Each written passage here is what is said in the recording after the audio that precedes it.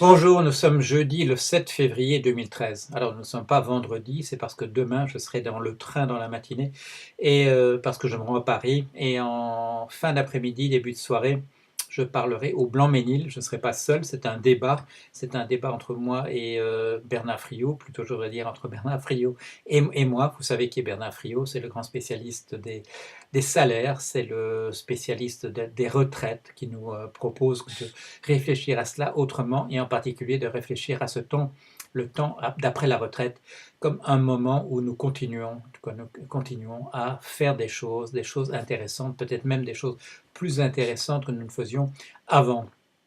Alors venez si vous êtes par là, si vous passez par le Blanc-Ménil, n'hésitez pas à venir.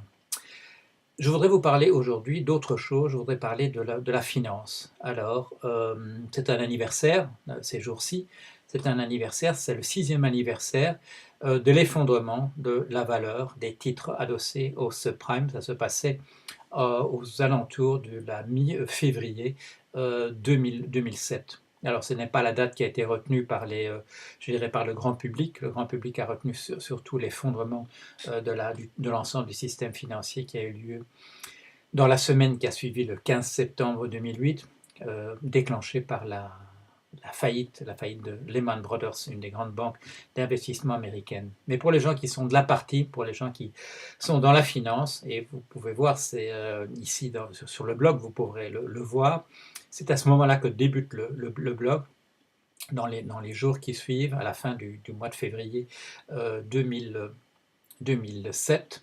J'avais commencé par envoyer des mails à des gens que je savais que ça intéressait, que je les tienne au courant du début de la crise des subprimes. Et puis très rapidement, j'ai pensé à la formule du blog. Et donc le 28 février, le blog débutait. Alors, qu'est-ce qui s'est passé depuis Comment a-t-on fait ou ne pas fait, n'a-t-on pas fait les modifications, les changements radicaux qui devaient avoir lieu pour changer la manière dont la finance fonctionne. Alors vous savez que dans la période, je dirais, ce dernier trimestre fatidique de 2008, on a voulu prendre des mesures, on a parlé de changer les choses d'une manière tout à fait, comment dire, radicale, parce on avait compris la manière dont le système s'était effondré. Et je dirais au début de l'année de 2008, il y a encore eu des velléités de changer des choses. Et depuis, ce sont des mesures tout à fait partielles qui sont prises, des mesures qui sont toujours en retrait par rapport à ce qu'on a dit qu'on allait faire. C'est en partie dû au fait que la théorie économique qui serait nécessaire pour prendre des mesures, pour savoir exactement ce qu'il faudrait faire, elle nous fait défaut. Elle manquait, c'est elle qui a fait d'une certaine manière que cette crise a été possible. Mais comme elle manque, et comme elle manque toujours, eh bien, on ne sait pas trop ce qu'il faudrait faire. Si on réfléchit un petit peu aux conséquences de ce qu'on propose, on se dit que ce serait trop aventureux de faire ceci de telle et telle manière, et le résultat, c'est qu'on reconstruit en fait exactement le système à l'identique sans véritablement prendre les mesures qu'il faudrait prendre. Alors vous savez quand dans les jours qui viennent en France, il y a une loi qui est en préparation et vous savez à quel point cette loi est en réalité en retrait par rapport à ce qu'on avait dit qu'on allait faire. Il y a eu une discussion un petit peu embarrassante, c'était quoi, il y a une dizaine de jours, sur l'impact que ça aurait, l'impact que les nouvelles mesures auraient sur l'économie. On s'est mis à calculer on a calculé des pourcentages qui étaient inférieur à 1%, l'impact que ça aurait. Mon sentiment, c'est que le calcul a été mal fait et qu'en fait, ce serait quand même plus important que cela. Je crois qu'il y a eu un petit peu de mécompréhension dans les discussions qui ont eu lieu entre journalistes et, et ministres et personnalités de la finance impliquées dans la discussion. Le chiffre est supérieur à cela. Il y a eu cela montre que ce ne sont pas nécessairement des matheux, ni qui sont des politiciens, ni même qui sont à la tête des banques, ce qui est vraiment assez inquiétant.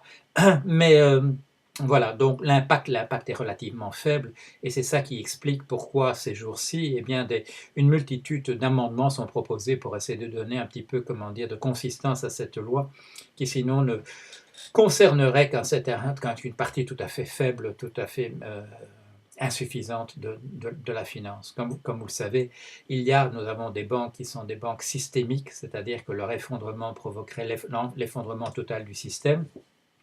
Qu'avait-on dit à la fin 2008, qu'avait-on dit à la fin 2009? Qu'il fallait absolument démanteler ces banques parce que c'était beaucoup trop dangereux de les laisser sinon continuer, puisqu'elles pouvaient entraîner l'effondrement total du système. Alors on a fait des calculs, plutôt que les démanteler, on s'est dit on va plutôt produire des coussins de réserve plus importants, et on va pouvoir d'une certaine manière, c'est la Banque des règlements internationaux, a proposé ça à Bâle. On va faire des réserves un peu plus importantes, on ne sera pas obligé de les démanteler. Dès qu'on a fait les calculs à propos de ces coussins, on s'est aperçu qu'ils seraient tellement importants, si on voulait vraiment en faire des réserves, des provisions, ils seraient à ce point importants que les banques ne pourraient plus prêter d'argent, ce qui est quand même leur destination. Et par conséquent, qu'est-ce qu'on fait? On fait du lobbying pour empêcher que ces provisions soient mises à un niveau qui serait raisonnable, sans pour autant reparler des mesures de démantèlement. Enfin, quand je dis qu'on n'en parle pas, il y a précisément aujourd'hui un article de M.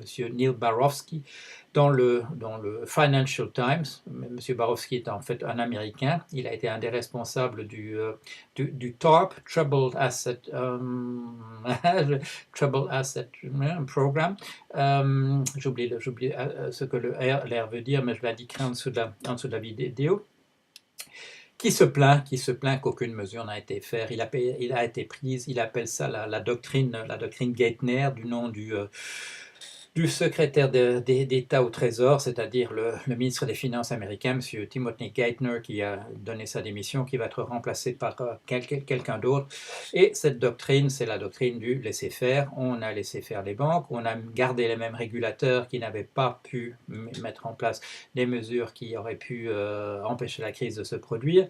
Et en même temps, on n'a pas poursuivi de dirigeants de banques, on inflige des amendes aux banques, mais sans les empêcher de continuer à faire leur activité. Ce sont donc des amendes qui seront payées en réalité soit par les clients de ces banques, soit par leurs actionnaires, soit par les deux combinés, mais sans remettre en question la manière dont ces gens ont dirigé les banques. Et là, j'ai toujours quand même un petit mot aimable à l'intention des gens qui ne changent pas les choses, parce que quand ils se tournent, et ça a été le cas à partir de 2008, quand ils se tournent vers les économistes en disant qu'est-ce qu'il faudrait faire maintenant, il y a une cacophonie de gens qui font reposer leurs déclarations sur des théories qui ne tiennent pas debout, des théories qui n'ont pas marché, des théories fausses qui ont été encouragées, produites avec une telle fausseté parce qu'il y avait un souci idéologique de produire un certain type de discours qui était un discours rassurant sur la finance, disant faites confiance aux financiers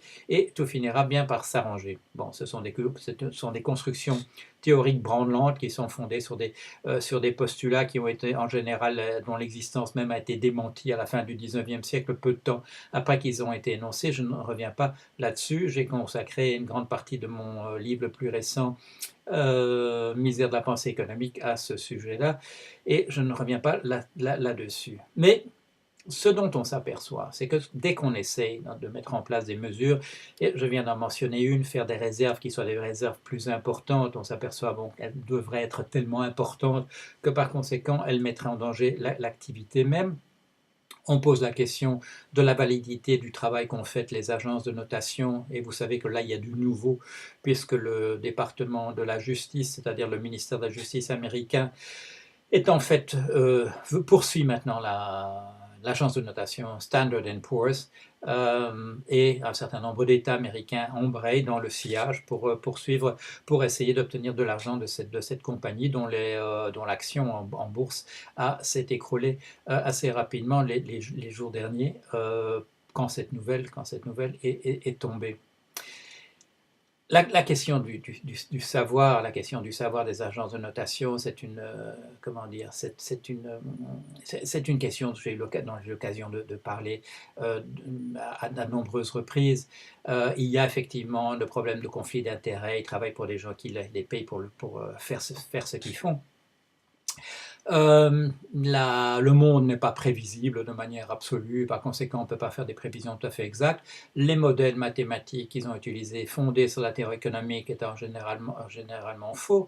Ils ont fait aussi des modèles, prétendument des modèles qui mesuraient le risque dans des cas où l'opinion générale, c'est qu'il n'était pas possible de mesurer le risque dans des cas comme celui-là, mais ils l'ont fait quand même parce que la concurrence existe entre ces agences de notation, et si l'une ne le fait pas, les autres vont dire nous savons, nous pouvons le faire. Dans l'analyse, une analyse que je viens de lire aujourd'hui, dans le Financial Times, on dit oui, mais regardez, Standard Poor's c'est une compagnie qui était obsédée par sa part de marché. Mais, figurez-vous, messieurs, dames, que chaque compagnie est obsédée par ça. Moi, je n'ai pas travaillé pour une compagnie qui n'était pas obsédée par sa part de marché. Alors, quand cet article du Financial Times dit que Standard Poor's est obsédé par sa part du marché, là, on retombe sur la conclusion que moi je propose quand même depuis quelques années, c'est-à-dire depuis 2007. Non, en fait, je m'aperçois quand je regarde mon livre sur la compagnie Enron, écrit en 2002 et publié en 2003, que je fais déjà la même critique aux agences de notation. Le service qu'elles rendent est un service public. Une compagnie privée ne peut pas le rendre parce que, pour les raisons que je viens de dire, pas simplement parce qu'elle est payée par ses clients, bon, enfin ça n'aide pas, mais parce qu'elle n'ose pas dire qu'elle ne peut pas faire quelque chose, parce qu'elle a peur de perdre une part de marché. Et par conséquent, ce service public doit être rendu par un organisme public. Voilà, ça paraît très très extraordinaire ce que je dis.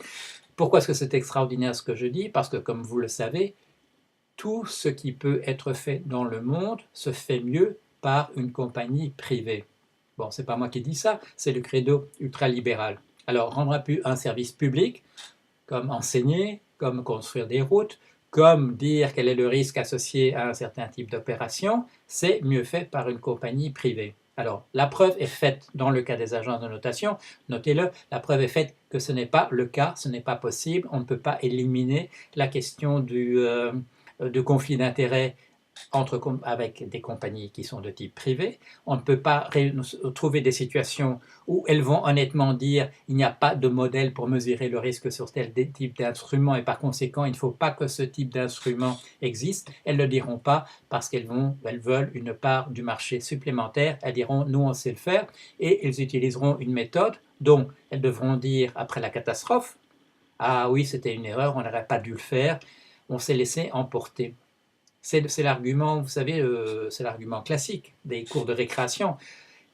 Mon fils est un petit garçon extrêmement gentil, mais avait regardé avec la banque de gredins qui se trouvait dans cette classe de récréation, dans cette cour de récréation, il s'est laissé entraîner. Alors, si on ne veut pas que les gens se laissent entraîner, il ne faut pas confier ça à des entreprises qui sont des entreprises privées, parce que leurs soucis de la part du marché vont faire qu'ils vont dire n'importe quoi de peur d'en perdre une partie. Alors, je dis ça à l'intention de ce journaliste du Financial Times qui considère que tout va bien, si ce n'est qu'une obsession particulière de Standard Poor's pour sa part de marché. Non, ça fait partie de la logique de ce système, de cette logique concurrentielle. Il ne faudrait pas évaluer le danger qu'une compagnie ou qu'un État ne rembourse pas les dettes qu'il a empruntées, qu'il a contractées. Il ne faut pas confier ça à des entreprises dans un climat, dans un contexte concurrentiel. Ça ne va pas permettre qu'on le fasse. Voilà. Alors, où en est-on pour cette régulation de la finance? Eh bien, on est nulle part. On est nulle part. On se trouve dans des situations où ces banques se trouvent de plus en plus accusées. Pensons au scandale du Libor, pensons à Royal Bank of Scotland qui doit payer des sommes extraordinaires, pensons à UBS qui a déjà payé des sommes extraordinaires, pensons à Barclays qui ont déjà payé des sommes extraordinaires, et la liste n'est pas terminée. Ces banques qui se sont conduites très très mal, qui se sont conduites en pirates, qu'est-ce qu'on fait? On les invite à la table de négociation pour savoir ce qu'elles veulent vraiment. Et on leur donne raison. On modifie un tout petit peu. Alors on leur demande aussi de protester, de pousser des grands cris, parce qu'on va prendre quand même quelques mesures, et on pourra se tourner vers le public en disant « mais regardez, quand même, ils ne sont pas contents du tout de ce qu'on leur propose ». Non, ça fait un peu comparse quand même, hein, ça fait vraiment un peu comparse et il faut faire mieux et merci messieurs les députés, français appartenant à différents partis qui viennent avec des amendements pour essayer de donner un petit peu de structure, un peu de nerf, de donner un peu des os à l'intérieur, de donner un squelette à cette loi qui sinon va passer et qui va, une fois de plus, ne rien changer du tout. Alors, est-ce que la finance est maintenant moins fragilisée qu'elle l'était en 2008 ou en 2009? Non, elle ne l'est absolument pas. On n'a fait que des choses tout à fait cosmétiques, on n'a pas véritablement changé les choses. Alors, est-ce que c'est facile de les changer en faisant des petits rabibochages par-ci, par-là? Non, j'ai déjà donné un exemple à propos de la question des réserves. Quand on regarde Solvency 2, qu'on appelle aussi Solvabilité 2 en français, on s'aperçoit que c'est très difficile de mettre en place des choses qui rendraient le système moins fragile. Ce système est fragile par définition. Quand on le rend moins fragile, il ne fonctionne plus. Il ne fonctionne plus du tout. Il marche sur cette crête de fragilité. Un bon exemple, et c'est là-dessus que je vais terminer. Un autre exemple, c'est on réfléchit, et en particulier on réfléchit en Europe parce qu'on essaie de mettre en place des chambres de compensation pour les produits dérivés, ce qui est une bonne chose. On réfléchit quand même, on réfléchit au coussin. Alors on demande à ce qu'il y ait du collatéral, qu'il y ait de l'argent, qu'il y ait des choses qui valent de l'argent, comme par exemple des obligations, des instruments de dette. On aimerait bien qu'il y ait ça qui soit là en arrière-plan comme garantie pour que si les choses tournent mal, on puisse vendre ces garanties et récupérer une partie de l'argent. Et on s'aperçoit de la chose suivante, c'est que dès qu'on constitue des réserves suffisantes en termes de garanties de ce type-là, eh bien ce n'est pas possible parce qu'il n'y en a pas assez. Pas assez pour faire continuer le système dans l'état où il est. Alors, on aimerait bien, par exemple, pour ce collatéral, on pourrait bien utiliser des obligations suisses. Ah, ce serait bien, parce que l'obligation suisse, quand même, ça va de la valeur. Ça a une valeur qui est pas loin de 100% quand même.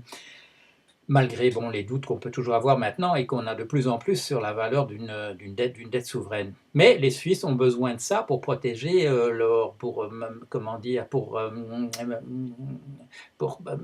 je trouve que le mot en anglais, pour gérer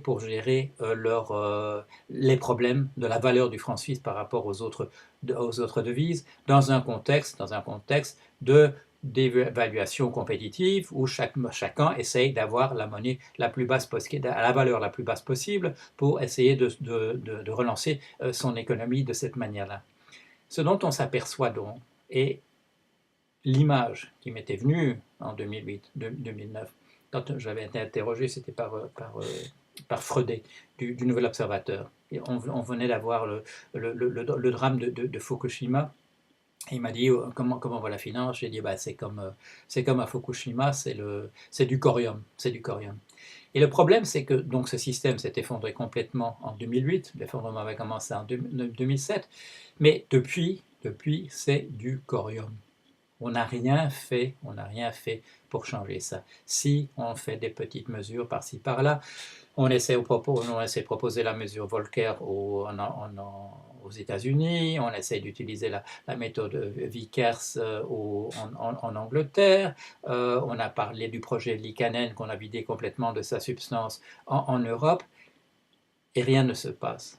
Le système est toujours exactement dans le même état. Alors on prend des petites mesures comme le LTRO en Europe qui permet quand même de continuer à faire avancer les choses, mais le problème n'est pas résolu. Et c'est ça, je dirais, la leçon peut-être la plus importante. Si on essayait d'enlever de la fragilité de ce système, eh bien, il n'y a pas moyen. Il n'y a pas moyen, il n'y a pas assez de collatéral, il n'y a pas les mesures qu'il faudrait prendre pour rendre ces systèmes un peu plus sûrs, de la manière dont il est conçu, avec dans certains secteurs 80% qui est de la pure spéculation. Pour le rendre ces systèmes plus sûrs, il n'y a pas moyen de le faire. Alors, je viens de mentionner un des moyens quand même d'arranger les choses. Si on s'occupait un petit peu de ces 80% qui sont de la spéculation, peut-être que ça arrangerait un petit peu les choses. Il faut dégonfler ce secteur de la finance, il faut le faire revenir à sa taille qui doit être sa taille pour être le système sanguin de l'économie. Je dis des choses que je disais déjà en 2007, que je disais même déjà en 2005 dans mon bouquin où j'annonçais la venue de la crise. Il faut que la finance atteigne sa taille qui lui permet d'être le système sanguin de l'économie. Si on ne le fait pas, on n'arrivera jamais, on restera avec ce qu'on a maintenant, un truc trop fragile, un truc beaucoup trop fragile, et que si on essaye dans cet état de fragilité, de constituer des réserves, de faire des provisions à la taille qu'il faudrait, eh bien on ne dispose pas des ressources pour le faire. Il faut démanteler les entreprises qui sont systémiques, qui produisent du risque. En faisant des réserves de provision, on n'y arrivera pas.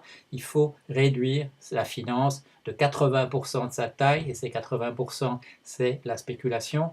Il faut la faire venir à la taille qui doit être la sienne. Il y a des gens, il y a un monsieur, je regardais sa photo l'autre jour, il était obèse, il ne l'est plus. Eh bien, c'est pareil. Cette finance obèse, il faut la renvoyer à sa taille qui doit être sa taille qui lui permettra d'être en bonne santé. C'est beaucoup de boulot, mais il faut prendre des mesures importantes.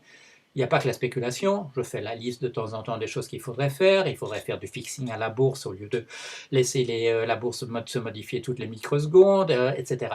Il n'y a pas que la spéculation, il y a d'autres choses à faire en même temps, il faut les faire toutes en même temps. Je ne dis pas dans tous les pays à la fois parce que ça veut dire qu'on ne le fera jamais.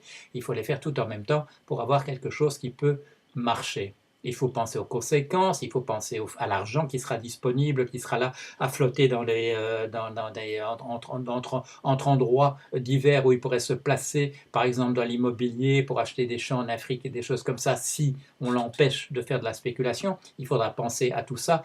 Il ne faudra pas, une fois de plus, prendre une petite mesure ici et attendre des effets extraordinaires. Non, il faut réfléchir à l'ensemble, mais telle qu'elle est en ce moment, la finance n'est pas réparable. Il faut, si on veut continuer à avoir un système financier à l'intérieur d'une économie, je ne dis même pas changer le système économique, je ne dis même pas supprimer le capitalisme, non, si on veut simplement même que le capitalisme fonctionne, et je ne sais pas si c'est une bonne chose en soi, mais si c'est ça qu'on veut faire, il faut s'en rendre compte, et on ne peut pas continuer de cette manière-ci à faire des compromis avec les banquiers. Les banquiers ont montré leur incapacité de comprendre les problèmes, ils ont montré leur incapacité, quand ils les comprennent, de prendre les mesures qu'il faudrait prendre. Il faut prendre des mesures sans trop s'inquiéter de leur opinion, parce que sinon, ça ne va pas durer très très longtemps. Voilà, à la semaine prochaine.